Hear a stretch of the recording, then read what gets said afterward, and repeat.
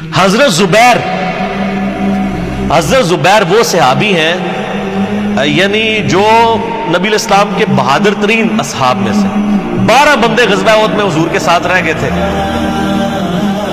700 میں سے غزوہ احد کے اندر، ان میں سے ایک حضرت زبیر بھی تھے، اور یہ تلوار کمال کی چلاتے تھے، اکیلے میدان جنگ میں آگے چلے جاتے تھے۔ بخاری میں آتا ہے کہ ان کا بیٹا عبداللہ ابن زبیر کہتا ہے کہ میرے باپ کے 2 شانوں کے درمیان اتنا بڑا زخم تھا جو ہیل اپ ہو گیا تھا، لیکن پھر بھی گڑا پڑا ہوا تھا، میں پورا ہاتھ اس میں داخل کر لیتا تھا، اور وہ زخم ان کو احد کے موقع پہ لگا تھا۔ اور پھر اسی حدیث میں بخاری کے آتا ہے کہ جنگ یرموک کے موقع پر لوگ یعنی لیڈر کے اوپر چل رہے ہوتے ہیں، تو حضرت زبیر بھی ایک اسکواڈ کو لیڈ کر رہے تھے، تو لوگوں نے کہا حضرت آپ آگے جائیں، انہوں نے کہا جب میں آگے جاؤں گا تو میرے ساتھ کوئی نہیں آگے جا سکتا۔ وہ اکیلے گھوڑے کو انہوں نے جو ہے وہ ایڑی لگائی اور رومن امپائر کی یعنی فوج کے اندر گھس گئے، اور کوئی بھی ان سے لڑنے کے لیے تیار نہیں ہوتا تھا، اتنی بہادری تھی، لیکن جنگ جمل میں حضرت علی کے مقابلے پہ آئے۔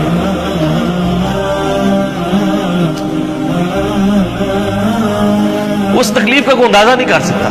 حضرت حسن ابن علی نے بتایا مولا علی سے کہ بھئی حضرت زبیر آئے ہیں، تو حضرت علی نے کہا کہ رکو میں خود چاہتا ہوں۔ گئے، کہا زبیر یاد ہے وہ دن جب نبی تم مجھ سے بڑا پیار کر رہے تھے؟ پھوپھی ذات تھے نا، نبی الاسلام کی پھوپھی کے بیٹے ہیں حضرت زبیر بن عوام رضی اللہ تعالی۔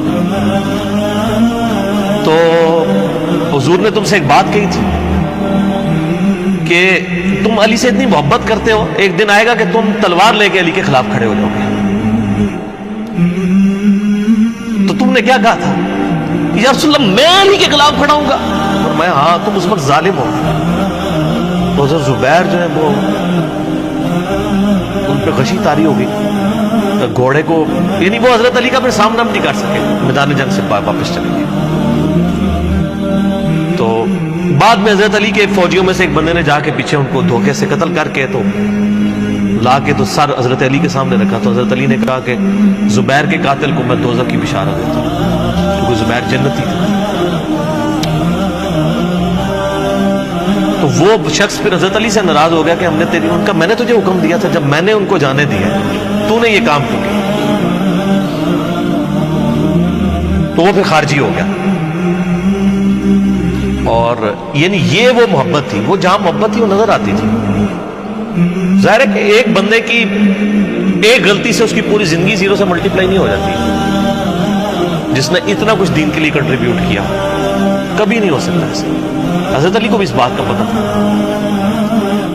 بہرحال یعنی اللہ تعالیٰ ان سے راضی ہو، اسی لیے نبی علیہ السلام کی اس حدیث یعنی وہ حضرت علی کے اس قول کو حضرت علی فٹ کیا کرتے تھے، حضرت زبیر، طلحہ اور حضرت عثمان ابن عفان پہ رضی اللہ عنہ۔ باقی آپ میرا کربلا والا ریسرچ پیپر پڑھیں تو آپ کو پتہ چلے گا کہ کتنی یعنی مشکل وقت حضرت علی نے اپنی خلافت میں دیکھا اس حوالے سے۔ یعنی مصنف ابن ابی شیبہ میں آپ کے مخالفین کی لاشیں بھی ہیں، ان پہ بھی حضرت علی گریہ کر رہے ہیں، ایک ایک کی لاش اٹھا کے اس کو صاف کر رہے ہیں۔ حضرت طلحہ کا بیٹا تھا محبت بن طلحہ، اس کی لاش دیکھی تو رو پڑے تھے، حالانکہ وہ مخالفت میں لڑنے آیا تھا۔ پھر حضرت حسن سے کہا کاش میں جنگ جمل سے 20 سال پہلے ہی مر گیا ہوں، میں یہ دن۔ ایک ایسا شخص جس نے 8 سال کی عمر میں اسلام قبول کیا، جس نے اسلام کو 0 سے 3 براعظموں میں پھیلتے ہوئے دیکھا، اور اب اس کو بڑھاپے میں یہ دن دیکھنے پڑ رہے ہیں کہ اس کے سامنے اسلام کا شرازہ بکھر رہا ہے، کہ مسلمانوں سے لڑ رہے ہیں۔ ایک ایک جنگ میں 8-8 10 ہزار لوگ، جن میں مرنے والے صحابہ ہیں حضور کی تربیت یافتہ، جو ایک آواز کے اوپر حضور کی لبیک کہنے والے تھے، شیر و شکر تھے آپس میں۔ آپ اندازہ کر سکتے ہیں۔ اسی لیے حضرت علی جو ہیں وہ یعنی کوفے میں شہر سے باہر آپ کو پتہ ہے کنویں ہوا کرتے تھے، اکیلے جا کے کنویں پہ بیٹھ کے رویا کرتے تھے کہ اللہ اس امت کے ساتھ کیا ہو گیا۔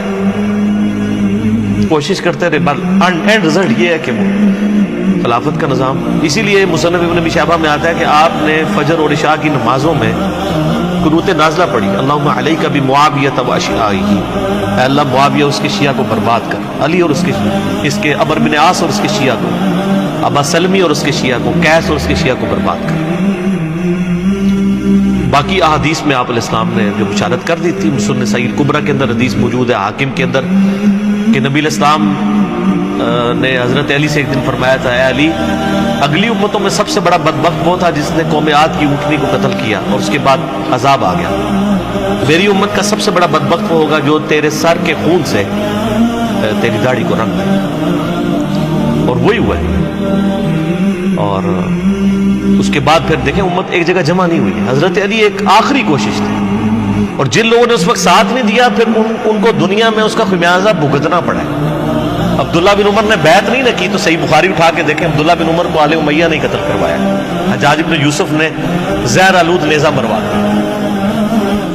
اور حاکم کے اندر مجموع الزوائد کے اندر موجود ہے, حضرت عبداللہ بن عمر آخری عمر میں کہا کرتے تھے, کاش میں اس وقت علی کا ساتھ دیتا اور یہ خلافت کا نظام تو بچ جاتا. کیونکہ کئی لوگ بیچ میں نیوٹرل ہو گئے تھے جو پھر ساتھ نہیں دیا, تو اس کی وجہ سے پھر حضرت علی کے چونکہ اب پاس اتنی مین پاور نہیں تھی کہ اس سسٹم کو سنبھال سکتے, بعد پھر وہ شہید ہو گئے اور پھر معاملات آ گئے. خیر بات کہاں سے کہاں نکل گئی, کیونکہ یہ اس کے ساتھ غل کا لفظ تھا, تو یہ غل کے لفظ کو ایڈریس کرنا ضروری تھا.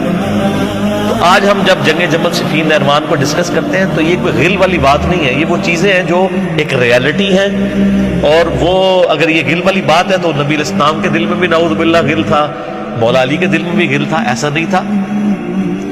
وہ دین کی حمیت کہلاتی ہے, اس کو غل نہیں آپ کہتے.